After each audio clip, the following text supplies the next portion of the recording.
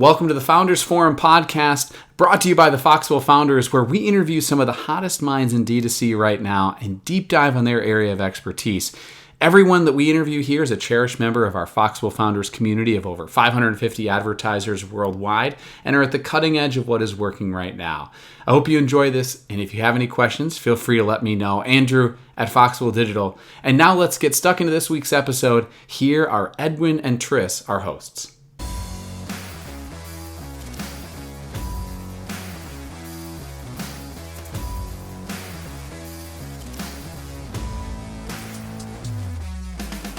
Three best ways that we've ever seen to deal with this is it's one of the things that's working really, really well for our agency right now. Question of the week, right? He's going to spill all the tea on TikTok for us. What is the oh wow strategy of the moment? If it's working, if it ain't broke, don't fix it. Who buys it even at that time, right?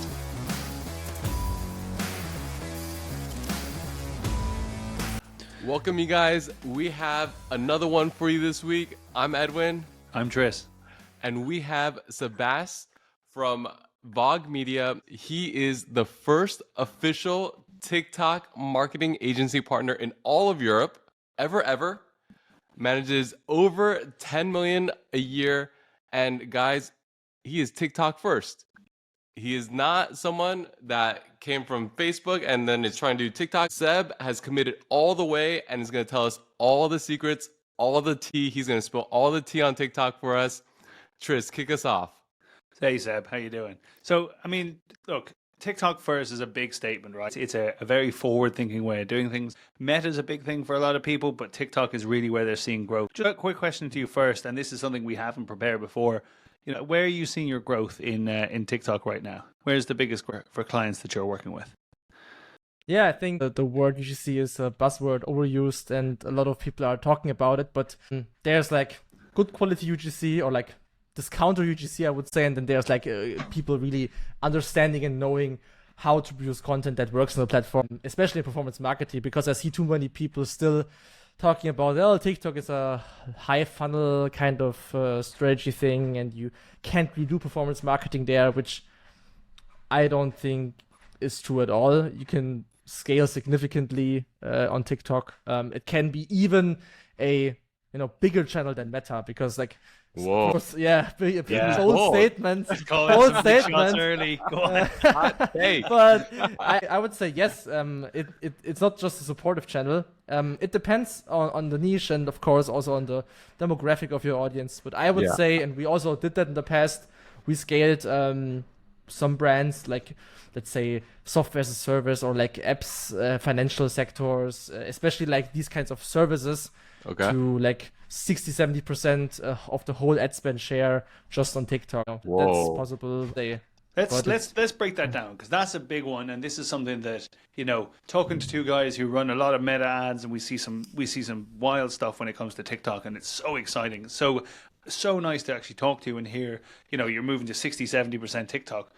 So how are you doing it? So obviously people to scale to that level, they're looking for results directly from TikTok. They're not necessarily looking at third-party tools. Tell me a bit more about the attribution within TikTok. Is it the same 7-day click, 1-day view, or is there something different? Yeah, so it's a 7.1 from a standard default window, and attribution model is also a less touch attribution, so it's similar to Meta, as you can see. However, everyone who's doing performance marketing should check their view and click windows, right? And to keep in mind what the platform tells you and what like the real truth is. What is the real truth? Big question, of course, attribution. But like what are we looking at in terms of, let's say, GA data, last click, or what are we looking in terms of attribution tools? Triple whale, all these kinds of different things where you have like these data-driven attribution tools. In that sense, I would say if you look at the 7-click window and the 0-day view, and then you look at the 1-day view as well, and you get more of the click people in there, and you have more click conversions, already should have a similar kind of picture in your other data, right? In GA, and like a relation between those. Because sometimes when you, of course, look too much on the view attributions, you might scale into the wrong direction, right? You scale campaigns that might be top of funnel, but you're missing out on the real clicks and people are converting somewhere else. But overall, in terms of the whole attribution thing, from what I've seen, you can of course also go into tools like attribution analytics on TikTok, where you can like break it down a little bit more in detail. How many people have been in a 1-day click, how many in a 7-day click, how many in a 1-day view, how many in a 7-day view if somebody wants to go that far, maybe somebody wants to start and see if there's any influence at all on TikTok on conversions. But generally, when I start with clients, I go with a 7-day one. I live here in Dubai and have some clients that work in the Saudi region. They try to only go for a 1-day click and 0-day view. So they have like pretty hard goals, especially like on GA data. And actually we're pretty close. Like let's say you have a 1.5x ROAS on GA, you have a 2x ROAS on the platform for only click conversions, which is kind of close. Yeah. So going back just a step to that. So if you were to have a hill that you die on, you say, this is the attribution that you should be looking at. I'm starting TikTok. I'm a brand. I spend 70,000 a month on Meta and things are rolling. I want to start rolling on TikTok and I'll break this down into 2 questions. One of the things that we're seeing with some of our clients that are moving over to TikTok is they're saying, oh, well, we'll get loads of views on TikTok and we can retarget them on Meta. That's the kind of way TikTok have worked their way into this playground. But now you're saying that actually if you go, 7-day click, 1-day view, and you look at just your click data, you can actually take some of that top of funnel and the retargeting budget as well. You can really start to pull that budget away from Meta. Yeah. If you check your CTA, look, there's a column. You can select the CTA conversion column, which is just click attributes conversions. And if you then select on the ad group level only let's say if you like really want to be very, very strict, you can even select 1-day click only on ad group settings as attribution window. And then use for yourself if you get any conversions in there or not. I would say if somebody's just starting out to get more data, 7.1 is the best way to start. But of course, be like very critical and like challenge yourselves in terms of is the data representative of what is happening, or am I not getting any incrementality at all? Because that's the question. But I think it needs to be also not only looked at from a platform side, but also like from a offer side. Maybe you need to go into a TikTok offer. You have a specific TikTok coupon code. You have a specific TikTok landing page. Because like just taking the meta stuff and running it on TikTok might work, but also like can be pretty, not a good idea. Not a good idea, maybe. Yeah. Wait, so going back to people that are just getting started, right? It's hard to get a sense of like, is this working or not, right? So let's talk about e-commerce. Let's talk about e-commerce specifically, and let's talk about benchmarks. So like e-commerce fashion and e-commerce just like performance products. Like if your back hurts, this is a device to help your back hurt.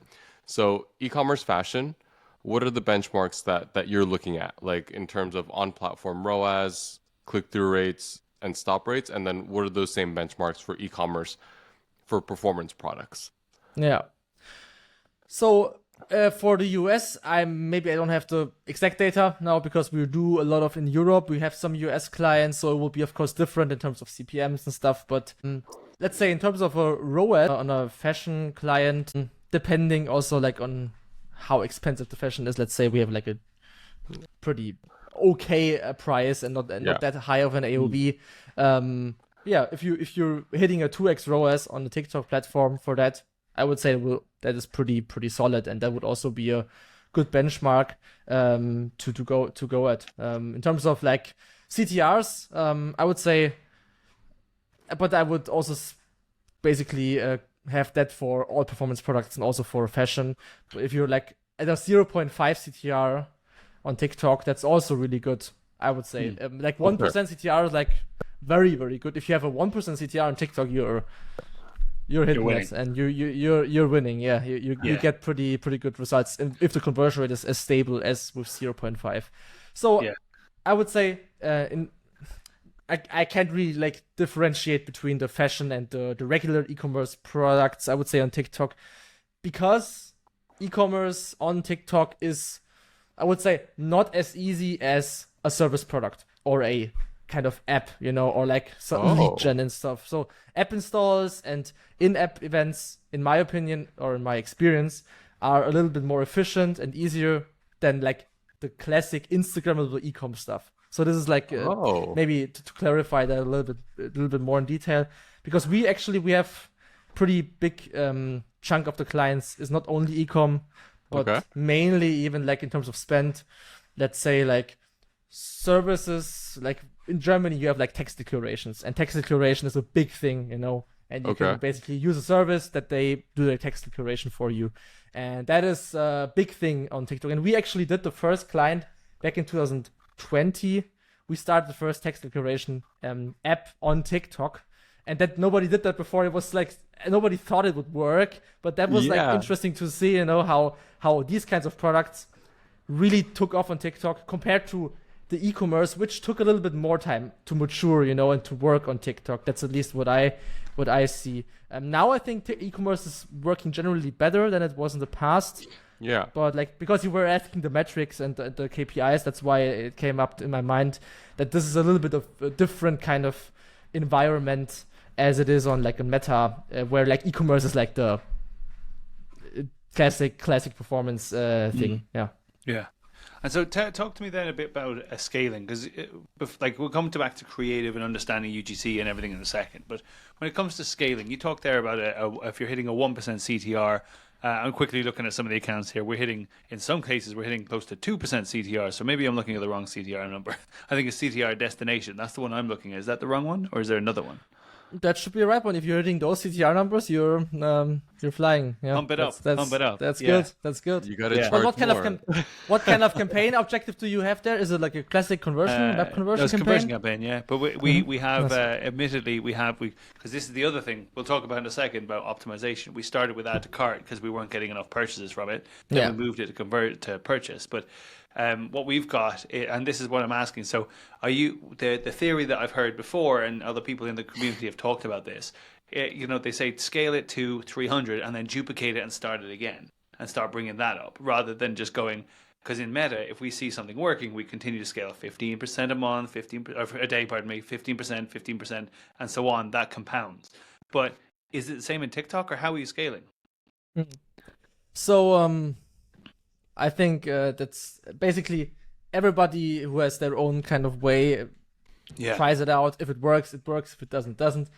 I've been doing basically any kind of thing. Back in Meta, we did similar to you guys, and then we had different approaches of scaling the accounts. But let's say as of 2024, TikTok, when I want to scale something and we have like some accounts, like let's say they do 20 to 30K a day, and we want to push that as efficiently as possible. Most of it is manually going like nuts on the campaigns that work. Okay, so you have a campaign some of them are paused through the night even, because we try to focus only on the very, very short time frames, let's say starting from 12 p.m. Like at noon till, let's say, 6 to 8 p.m. in terms of time during the day, where you get the most conversion volume and also the lowest CPA or CAC. And there we basically go, like, let's say you have the campaign at 200 in the morning, you see it's taking off, you see it's performing well, and we increase it to 2,000 or so. So it's like when it's taking off, you hit. Yes. Very, very, very drastic increases in terms of spend. Wow. Why is that the case? Necessarily, I wouldn't say it's a good idea for the algorithm in terms of like, if you like think about it, doesn't make sense a lot. But from what I see, the TikTok algorithm responds a little bit better to like these kinds of drastic increases, because first of all, it takes a little bit of time until you, of course, the pacing starts to increase and you spend more per hour. Yeah. And then if a creative really performs, and I just had this last week, one creative, like, it's an absolute winner. You see, you cannot scale it even enough during the day, and then you increase it like that drastic. Let's say you have 3 campaigns. One is an iOS campaign, one Android, and one web conversions. And I increase it to 2K, and I see, okay, next couple of 1 to 2 hours, when the pacing starts to increase, you spend more per hour, still going higher. Then I might increase to 5, 6, 7, 8, whatever makes the most sense. But like then in the evening, you have to be very, very quick and very strict, because otherwise you're overspending massively, because TikTok just wants to, push out the budget. You can, of course, do this with RevealBot or whatever your tool is, but I do it with my brain, and like, because in that sense, when you try to be that close to the account, I think it makes sense to do it yourself, right? Because that's just the efficiency is easier there. And yeah, that's how I scale like the bigger accounts. Very, very on the account, very focused on what is working at which hour of the day. And then, of course, which is the main kind of thing that I didn't mention, but should be, I think, in everyone's head, content, right? The UGC and the content and whatever we're doing, we try to pump out as much as we can and be as creative as we can, right? So this is, of course, the main thing. And for an account that spends, I don't know, like 10K a day, we want to hit like at least 200 videos a month or something. So, Okay. yeah. Oh. Wow. Yeah. Okay, so Yeah. now we've hit So 200 videos a month. let's talk about that. Let's talk about that because so it sounds like you got a factory, but so 200 videos a month, right? In my experience, I've always found the creative TikTok. The most challenging thing has always been generating enough creative, right? And so, where are you getting the creative from? Is it from the client? Are you getting freelancers? And then if it's freelancers, like tell me, dish the tea. Tell me how are you producing this much? So, like I would say, most of the content that we do on TikTok is in-house. And what I mean with in-house is we have employees who do design work and content and shoot content, So creator content with selfies.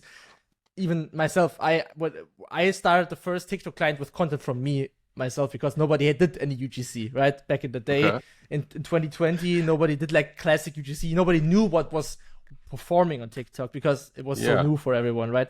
Yeah. So we basically invented the UGC the way we did it in Germany, I think, or we were like the pioneers at least. Of course, a lot of people came and copied it, but we were pioneers in terms of the content in Germany. And we, on basically how we scaled our agency, we also scaled the content production, and we hired so we work around with 20 to 30 creators who are like part-time employed by us. So they're not like full employees, but they work with us either on a contractor basis or they are employed. And that's basically our creator team. And then this is basically the in-house outsourced team, but they're still like exclusive to us in most cases. So they're not working with that many other agencies. And then we have our in-house team of around 3 to 5 people who do content all the time. And that's basically in general how our procedure works. We have our UGC manager. She's making sure that all the creators are briefed, the video priorities are there, what kind of client has a priority, what of the other stuff, all these things. And then it's just basically depending on the client, how strict a client, of course, is. Some clients allow completely going crazy. Others are, okay, you can't do this, you can't say that, you have to be very on script. Yeah. And basically, that's basically the thing in terms of how the content is being generated. Then you have a review.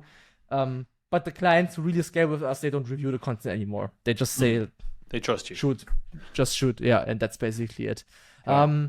And in terms of content ideation and ideas, there's a lot to be done in terms of TikTok because it's so much stuff you can do, and it's always changing so frequently what you can do. You have the cat meme. I guess you guys also saw it, right? We basically run that so much to the ground because it performed so well. Like in end of December last year, it was like really big, especially in Germany.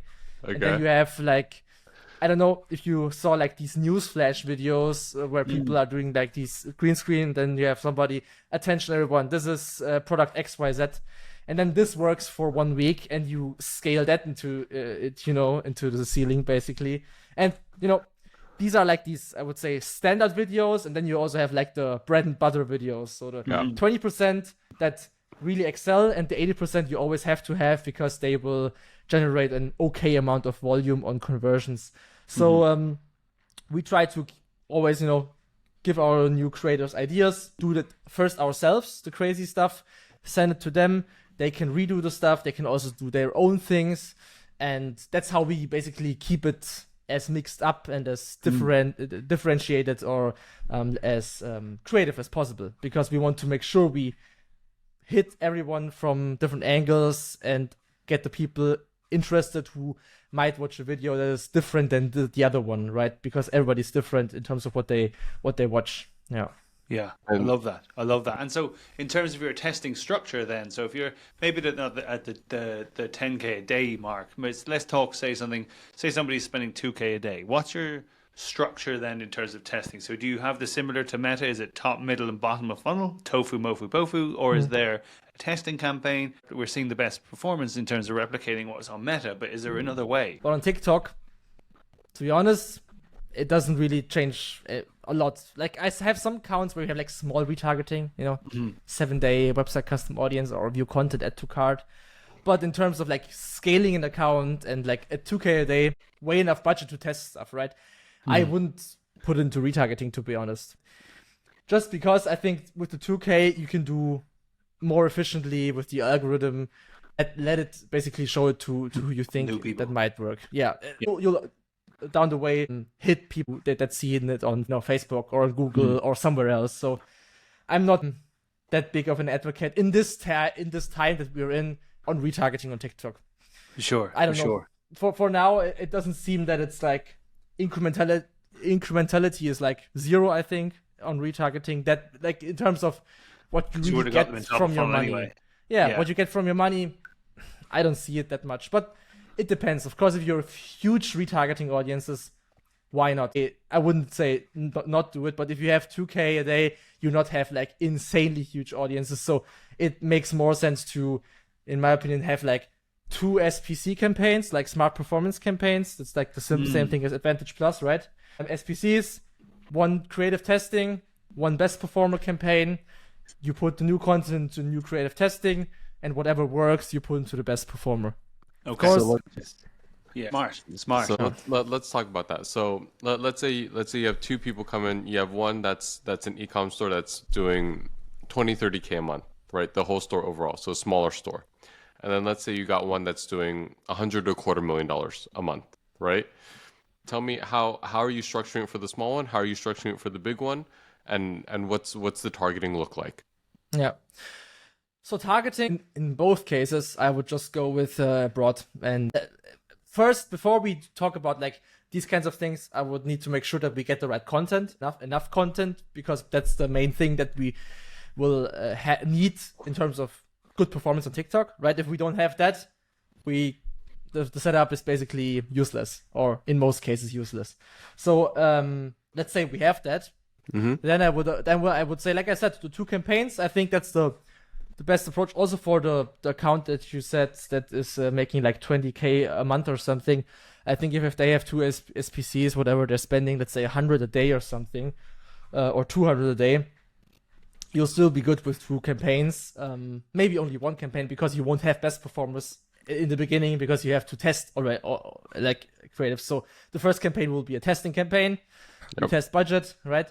And if it works and you have some more room, you can consolidate the one that performs, and the others you just keep testing in the creative testing campaign. But I wouldn't do any kind of crazy targeting thing. I would just go with very, very straightforward broad targeting, which is already in the SPC. Makes sense. But like in the beginning, I would start as simple as possible, to see like what kicks off, what works, because you just historically it will grow. It's more about cleaning up. Because otherwise it just gets messy very quickly. Well, this is what's working, what's not is very clear. Yeah. Just on SPC campaigns you talked about there, so smart performance campaigns. Is there not a limit on that in terms of the amount of targeting you can do? So it's like, is it only like 25 plus or something? You can only target people like that? How do you get younger people? So it's 18 plus on the SPC, but the thing is with 18 plus on TikTok, I see for a lot of the audiences or like the results from my clients that the 18 to 21 range in TikTok is not as qualitative. So the quality of the audience is not as good as 21 plus. And the difference is there. And the thing with TikTok is you can only target 18 to 24, 25 to 34, you have these brackets, right? So you can't I want select 21 to 24. Exactly. Those people are the ones that already make money, but they're way more active on TikTok than somebody at 28, let's say, or so. So how do you reach them? And I actually found a workaround, which I don't know if it's approved by TikTok, but we will see. It still works. It still This works. is a Foxwell Founders special, so people can hear it, and we can use it here. So go on, tell us, how do we target people 21 to 24? So if you have a TikTok rep, you can whitelist your account for premium audiences. Okay. And that is basically a collection of audiences, different demographics or interests and stuff, hashtag audiences. There's a bunch of different stuff. But what you can do is when you create these premium audiences, it's basically the same way you would create a custom audience. You can create a premium audience, and then there's a radio button for 16 plus and 21 plus. Okay, so you create a custom audience of people who are 21 plus. So that includes everything from 21 onwards to how old people are there. So what you can do, you can create a 16 plus audience, a 21 plus audience, and you can also create a custom audience. Now it gets very nerdy, which includes 16 to 21. Okay. That's a included audience. And on the SPC, you cannot include audiences. You can only exclude audiences. Gotcha. So on the SPC side, you exclude the included 60 to 21 people, which results in you only targeting 21 plus older. Okay. Gotcha. So that's basically the idea here, to target only people 21 plus older. And from what I've seen, I've been doing it for it's only 2 weeks old or so. It's already in terms of the volume of conversions, you get a little bit better even than 25 plus audiences. Or well, those 18 people plus are spending more time there. They're spending more time there. It's more these people have a little bit more money because they're a little bit more grown up, but they haven't grown up too much, so they're not going to buy it. So that kind of fits in that perfect buying territory that we're looking for. Those expenses. Is it more expensive on the CPM? Is it do we find it more difficult to target those people, or how does it work out?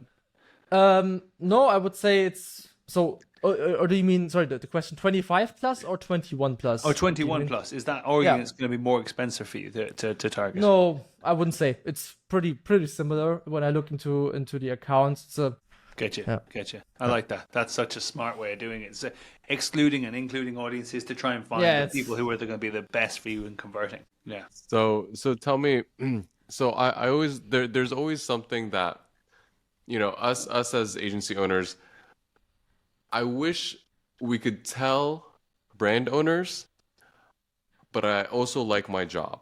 And so what is something that you wish you could tell a brand owner, or that they should know about TikTok or about the performance, that maybe it's not so polite for the agency owner to say, but if they hear it on the podcast, it's more acceptable?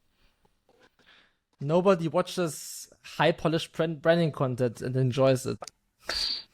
Why would you want to put a TV spot on TikTok if it's not a top trend? Okay, but performance content, why in the world would you want to put up a high polished animation and the camera angle, and it's nobody so cares. much. No, I get it from a brand owner perspective.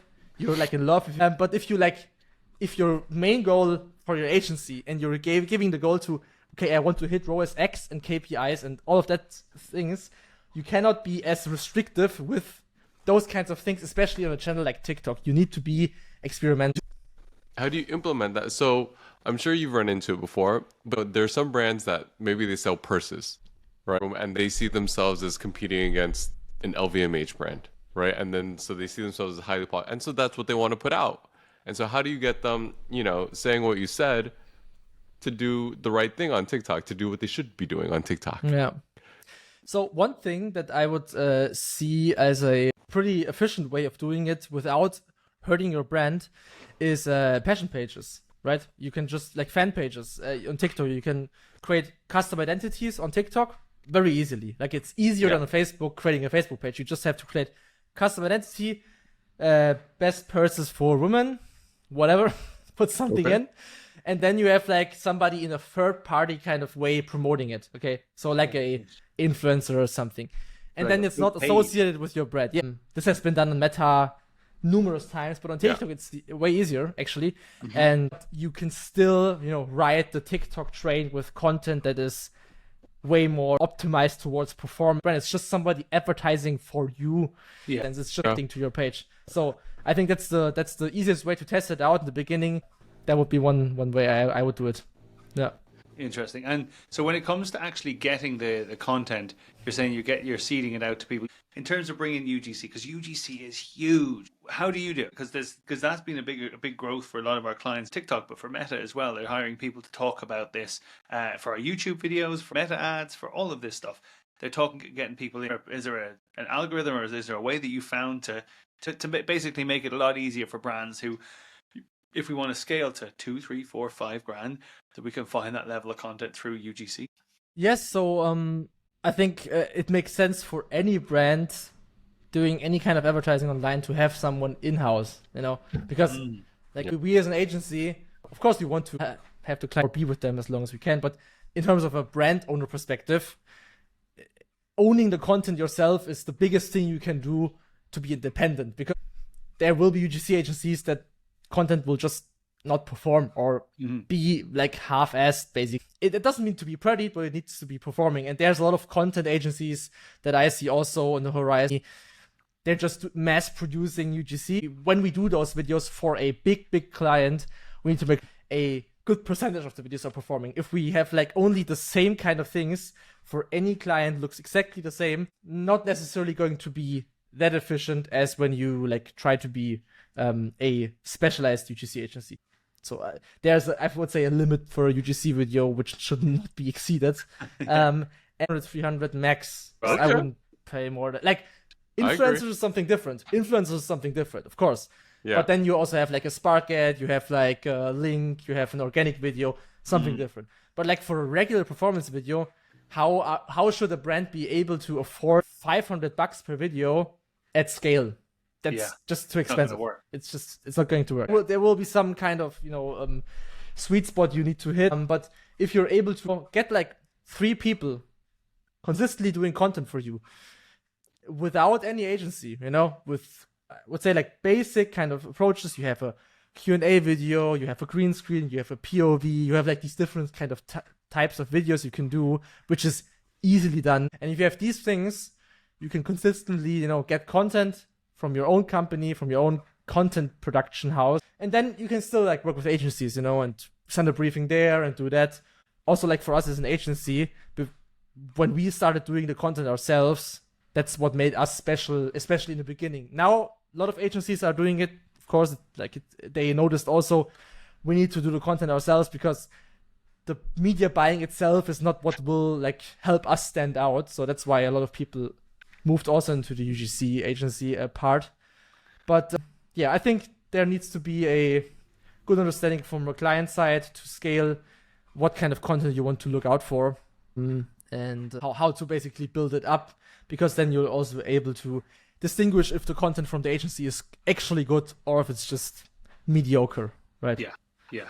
I hear that. Yeah. And on the agent charging, how much are you charging to the client then, right? So like generally a UGC video you mentioned shouldn't go beyond 200-300, right? And so if they do in-house, that's the number. But then if they're coming to you, they say, look, I don't have time for this. Like, Seb, take care of it. How much on the markup are you hitting them with? Basically not that much more. Actually, we're not earning money with UGC in most cases. Maybe a little bit, but our main way of making money is through the fee, for the management fee, right? So sometimes we do only UGC, then we'll charge more, okay, because it's a different deal. But if we do the account management as well, if I get more content and that content is performing, I am also able to ad spend percentage or so, be able to charge more there. My goal is not to be measured by one video. It's more the compounding effect of it, and how much we're doing. And that's why we need to over deliver in the beginning, and then you will hit some point after like the first 30 days to 45 days where this kind of content, the amount of content we did, somewhere down the line you will hit some numbers which will drastically increase performance, and then the high scale of creatives will result in you getting paid more maybe the month after. Like this is basically the attribution in the agency world, right? It takes a little bit, maybe sometimes 1 month longer until you see the value of what you've done the month before. Love that. Absolutely love that. Man, this has been absolutely fantastic. There's so much in this. And for anybody listening, I suppose the question I suppose they would ask is, hey, where do I start? What's the first thing, if you can say, go ahead and go and do this right now, what's the first thing that any brand should go and do to start on TikTok? Create a TikTok ad account if you don't have one. Okay. TikTok ad account, then you should create your first UGC video if you don't have one. Ideally do it yourself, just try it out, do something, do a green screen video, website, back scroll, buy this one, do this one, whatever your funnel is, do a green screen video or do a Q&A video. You have FAQs, you have everything on your website. Just take the content and put into a video, and then you basically do that kind of content that performs with your audience, also on Meta, you go into this TikTok is for you if you like, or if you are interested in, or if you ever wanted to try XYZ, so categorize them, get them to categorize themselves. But it's the phone. Use the phone and start just videoing yourself and start using content. Don't use any professional equipment. Use a phone. Do it as quick as possible. Make it as as ugly in that sense as possible, in terms of don't try to be perfect, because if you've never done it before, just do it and you will adapt to it. It's basically that way. And it's 4 years now, like 5 years now since we've been doing TikTok ads, and I still can't comprehend that people are not able to just put their phone up and do a Pick TikTok. up the phone. Yeah. Do you have anything to say about like Foxwell? Like, is there anything in particular that you like about the community? Anything that you kind of find that it's useful for? Or is it what do you use it for most? Foxwell founders. I think basically what I really like is just everybody sharing their their experiences, because in the agency world, you have like on one side people like being very competitive to each other and don't want to talk to each other, and I think it makes sense, just having a lot of people come together and understanding the different approaches, because what I said today might not work for anyone else or might not work for everybody else, but maybe there's someone who notices some kind of things, takes it to themselves, and then applies it to their business, and it works. So generally, I think everything that Foxwell is doing and the stuff that he's putting out is always been valuable. It's very, no BS, no fuss talking around things, and it's just applicable stuff. Getting to know other people, getting to know you guys from across the globe, and I that's what I really like. Amazing. I'd be the same. It's what you said at the start. It's you can talk openly as an agency or as a client and be like, hey, I don't know what this is. Can you tell me more about it? And that's really the top for me. Is there's no judgment, there's no BS. It's just this is what we're feeling, what we're seeing, and everyone kind of has a good chat about it. Seb, that's been fantastic. Thanks so much for this. There's so many value bombs in there. I can't even begin to list them, but we talked about where you're getting creative, how you're using creative, how you're scaling. This has been fantastic. So listen, guys, we'll put the link to Seb in the show notes below, but I've been Tris. I'm Edwin. Talk to you guys soon. Thanks a mil. Thank you, guys.